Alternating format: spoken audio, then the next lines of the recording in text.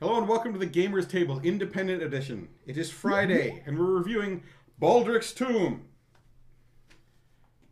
First off, I want to mention that this was a contest winner. The Game Crafter often has design challenges in which you have to make up a game of one type or another, use certain parts, and can't go over a certain dollar value. Definitely a contest winner, and it shows. This game takes place in a gigantic 4-level tomb where everything, including the entrance and exit to each floor, is shuffled from level to level.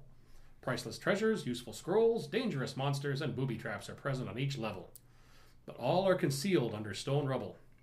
The game should take anywhere between an hour and 90 minutes. That's a long. Yeah. Short. Each game consists of 7 levels, and each level consists of up to 5 rounds. 6 rounds if you're playing on easy mode, or 4 if you're playing on hard mode. The object is, while your mission is to retrieve the talisman, the goal of Baldrich's Tomb is to be the player to make it all the way to the bottom of the tomb and back out again with as much treasure as possible. The person with the most treasure points, or TP, at the end of the game wins. It's very well put together and that. Looks great. The graphics are terrific, especially for an indie. Everything is just very well done graphically, and for the choice of materials and everything is very nice. Nice fold-up board. Very good job on this. The game itself flows well. The mechanics are all solid. The whole thought of you're falling through the floors of the dungeon works with the random placement. Yeah. When you fall through, you roll your dice. It's a grid. You land in grid 4-4. That's where you start. The cards have a lot of humor to them. The game board is very clear, and the tokens are really easy to figure out. There's room on the board for pretty much everything that you're using in the game. The one issue, I'll get to it right away, the one issue with this game is one of the characters' movement is only 3. Yeah. Now you've only got 5, as Sean was saying, or 6, you're playing the easy game, rounds to get around. If you hit a monster or a trap, you stop, even if you have movement points left.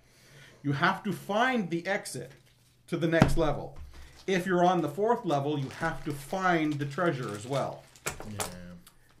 The 3 movement guy is at a serious disadvantage, and his special power is I can spend 1 of my treasure points to get an extra movement. You can get extra movement by spending 2 all the time. It's considered you're running faster, so coins are falling out of your pockets. So he has like magnetic pockets for the first round, but still, if you have no treasure, you can't speed yourself up. And moving at 3 is a serious disadvantage in this game. Yeah. I would suggest to fix that particular character, make him, he still has 3 movement, but he's the only character that his first movement could be diagonal, which still only gives him 3, but effectively gives him a 4. And it might make that character a little more playable. It's a cartoony style of art, so there's ghosts and skeleton warriors and scary monsters and things like that, but it's good very, illustrations. Yeah, it's very kid friendly. There's nothing here that's gonna freak a young kid out.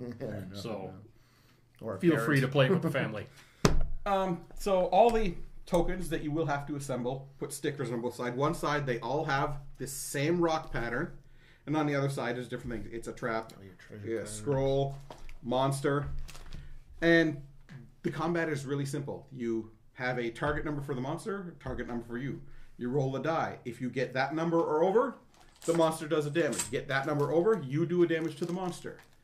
The monsters only ever have a maximum of 3 hit points. Whoever's first will take the entry tile, which looks like a ladder going down, this tile, and 10 of the other black tiles, shuffle them all together and spread them out randomly on the board.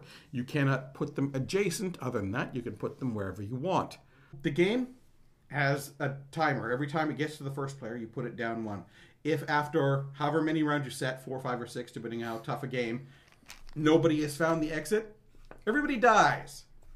Which sounds bad, but what it means is everybody loses half their treasure, then you get all your hit points back and you start a new level. Yeah, it's so really you don't die, bad. you're gone, die. You just Not die, permanently. lost money. And when treasure is the winning of the game, losing money is not a good thing. Right. Hey, it's like dying in this isn't a big deal. You still get to play every level and that. And this game you know, there's some strategy maybe with movement around, and you get lucky and you get a scroll and use the scroll at the right time. But other than that, it's all the tokens are hidden, so you don't know what you're going to land on. So if you don't have any weapons and you stumble upon a monster, well, you're just relying on the dice roll.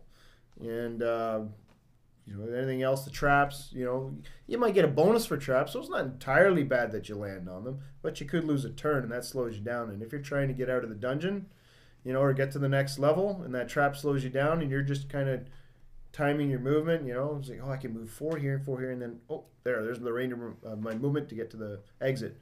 Oh, then the trap. You get the paralyzing in a gas. web or paralyzing gas, yes, the and paralyzing you don't get to move gas. next turn. As you move the stone aside, a geyser of gas shoots up into your nostrils. Your joints stiffen, and you find it difficult to move. You are temporarily paralyzed. Skip your next turn. That's not 5 fun. Turns. And then you lose half the treasure you just collected, too. So, yeah. Wrapping up for Baldrich's Tomb. I'll give Baldrich's Tomb an 8. Theme. You're searching through a dungeon that's crumbling apart and you're falling down through it and then scrambling your way out. There's nothing about this that doesn't reflect that. It's random because everything's falling apart. You don't know where anything is. There's the impending doom track. Yes. Yeah, there's that. Easy to play. Oh, yeah. And the manual is it's amazingly well organized. And fun to play? Yeah, because there's humor on all the cards. There's a little bit of player interaction. You're getting at the other, but not all the time. And it goes fairly fast, and everybody gets a chance to place the tokens. It's not like one guy's controlling the game. Yeah, I'm going to give this one a 7. The rulebook is very well organized. It's nice, colorful, crisp, clear illustrations in there, too, which is great. Yeah, a lot of times in some manuals, you just get some little grainy black and white pictures, if anything at all, to describe things. But it's well written, well organized. All the cards are fun. It's a great tongue-in-cheek humor in this one. It's a pretty simple game, though. Not a lot of real strategy involved. It's pretty much go around, collect what you can, hope you don't run into a monster or something like that, and get out before losing all your gold if you don't make it out in time on, for the level. But for what it is, it's nice, simple, fun, well put together. Yes, 8.5. It was good. Very solid. Theme was good. It was fun. Easy to play. The manual is amazing. Probably the best one that I've read in a long time. I'd actually say it's probably the best of the independent games that I've seen. Manuals. Every point, if it needs it, it's got a color diagram that clearly explains what he means. There's no misunderstanding what he's saying. Quite frankly, this is better than an awful lot of big name company manuals. It's very well made, very well done. It's balanced. It's fun. That's it for this episode of the Gamers Table Independent Edition. Tune in next week when we review another game. Because that's what we do. Because it's Friday.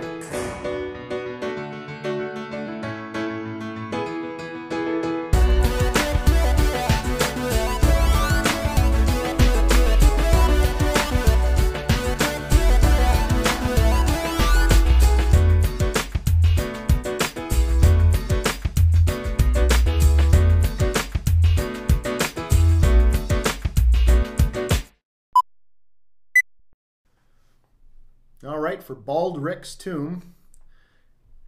Baldrich's Tomb. I guess you say it a little quicker, it sounds better. You're not worrying about a larger footprint than the game deals with, except for your individual player stuff in front of you, but that happens with most games. It's not one like some games where you set up the game board, now you need to put cards here and cards there and cards here, and you need to put some more stuff over here and put some tokens over there and put some tokens over there, and you realize, and suddenly this game is taking up that much space. This one doesn't do that. That's terribly off topic, and who really gives a rat's ass? Are you done? Yes. Go ahead, Brucey. Ken's really stuck on the count. I like that one. That was fun. Stuck the count. He's been doing the accent all night, too.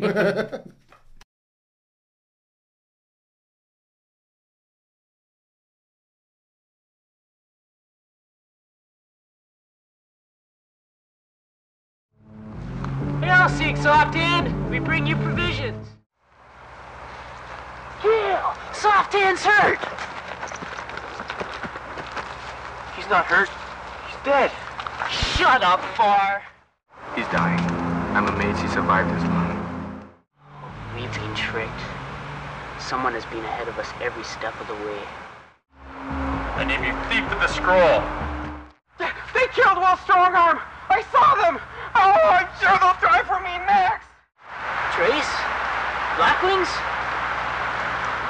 Oh, Simeon! Why did you have to take everyone from me? Ah!